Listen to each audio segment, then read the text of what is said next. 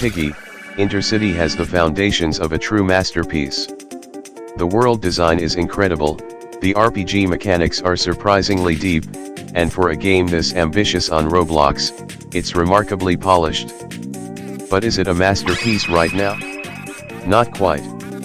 In its current state, a few growing pains and design choices are keeping it from realizing its true greatness.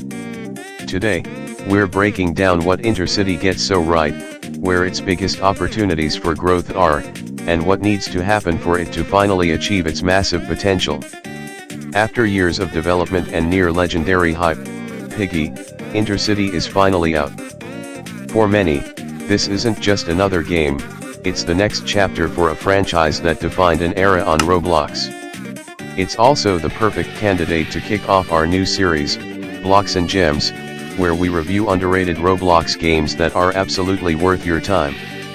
Now, calling a game this hyped underrated might sound strange, I know, I see you typing in the comments already, but by the end of this, you'll understand why its deepest and most brilliant qualities are being overlooked. Minitoon and the Intercity team didn't just want to make another Piggy game, they wanted to evolve. They've moved away from the linear, chapter-based horror of the original and jumped headfirst into a sprawling, open-world survival RPG. The ambition is staggering. Instead of just escaping a map, you're surviving in it, completing quests, managing resources, and building a community. On one hand, what the team has built is mechanically brilliant.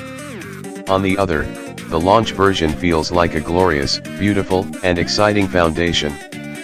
The framework of a masterpiece is all there, just waiting for the final walls to be put up. So, let's start with what makes this game so special. First and foremost, the core game design is phenomenal. The jump from the simple formula of the original to a full-fledged survival RPG is executed with surprising depth. This isn't just Piggy with a bigger map, it's a completely new experience. Managing hunger and thirst recontextualizes it's not that deep. Moving on. One of the game's deepest mechanics. For players who love to build, it's a fantastic creative outlet. But it's also a powerful strategic tool. By setting up a base, you can create a personal sanctuary to craft and store items.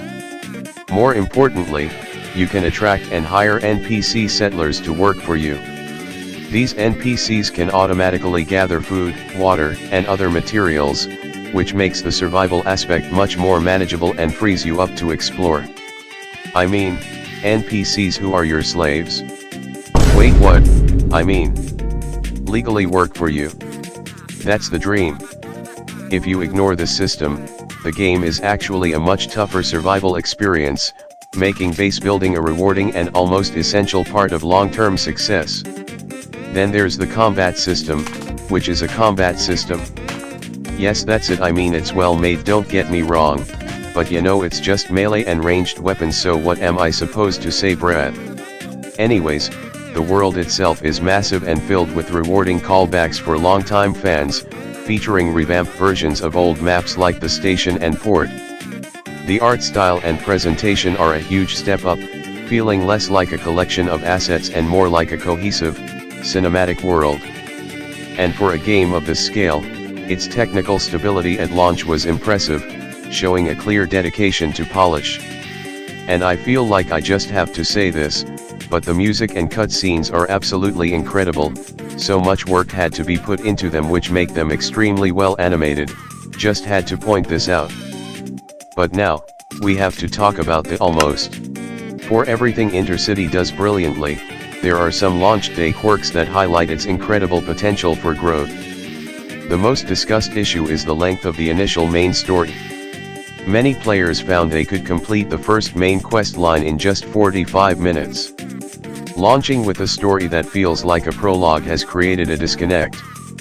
Players conditioned by linear games finish the main quest and think, that's it, I'm done, completely missing the deep survival, base building, and exploration systems that are meant to be the true long-term core of the game.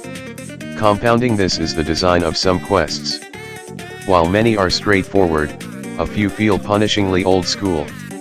For example, One quest requires players to navigate a conversation with a rigid dialogue system. If you don't select the exact sequence of options, the quest can fail permanently on that save file. This kind of design can feel less like a test of intelligence and more like it's testing your ability to open a second tab and look up a guide, which discourages experimentation. Lastly, some diversions like bowling and golf, meant to be fun breaks, just ain't fun. If you're trying to get the pro golfer or bowler badges, good luck. So, what does Piggy Intercity need to do to become a true masterpiece? The great news is, all of its current challenges are solvable and are really just opportunities in disguise. The foundation is rock solid, it just needs to be built upon. The most crucial step is the rollout of the main story. Quests need to be designed to guide players toward the game's deeper systems, requiring base building, encouraging exploration, and pushing them to engage with the core mechanics. The story can't just exist alongside the sandbox, it needs to be woven into it. Next, the quest design philosophy could be more flexible. Unforgiving, single failure state designs could be softened. A game that advertises a choice-driven narrative needs those choices to matter in interesting ways beyond "you clicked the wrong thing, so this story is over." Quests should allow for multiple outcomes or alternative paths. Failure should feel like a new beginning, not a dead end. Finally though, the developers have already shown they are constantly gathering our feedback and pushing out small but meaningful updates and patches, like adding the completion percentage tracker. That continued balancing of things like combat and mini-games will be vital for long-term success. The potential for deeper RPG systems is also huge, especially in expanding base building with more NPC types, specializations, and meaningful character progression to keep players invested for hundreds of hours.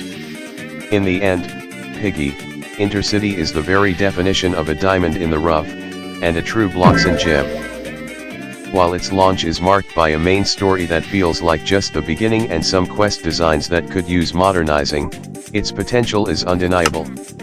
With consistent, meaningful content updates and a willingness to refine its tougher edges, Intercity could easily become one of the most iconic games on the platform. It's almost there, which is exactly why it's worth your time right now. But that's my take on the game's launch. I want to know what you all think. What has been your impression of Piggy Intercity? Do you think the deep survival and base building mechanics make it a must-play, even with the short initial story? Let me know down in the comments, and tell me what other underrated games you think we should feature next on Bloxxin Gems.